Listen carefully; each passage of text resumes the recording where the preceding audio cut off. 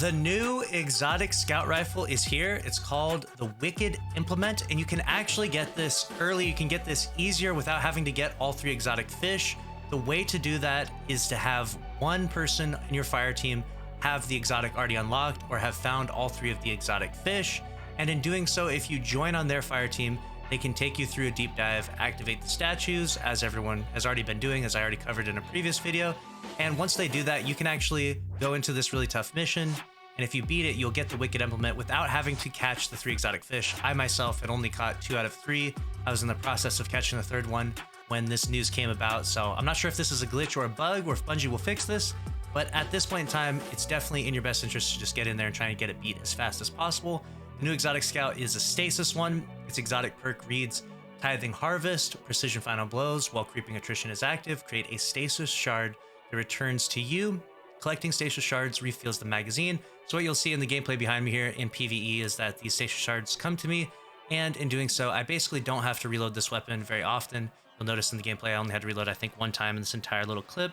Obviously, I'm just in a Grasp of Avarice section here where I'm just shooting some pretty easy red bar enemies, so nothing too challenging in this, but just wanted to demonstrate how that exotic perk works and the strength of it.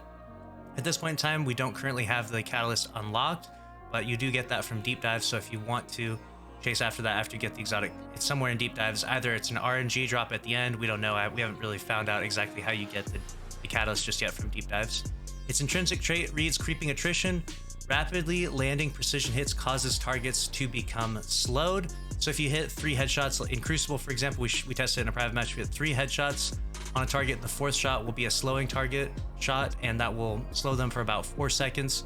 So it's not extremely strong in Crucible. Obviously, scouts are not really being used much in Crucible right now at all. Like right now, it's largely pulse rifle meta with a little bit of hand cannons, but definitely a fun little trait to slow enemies down inside Crucible, and something new in the game right now that you can get relatively easily. I mean, as long as you get someone that has the exotic fish unlocked.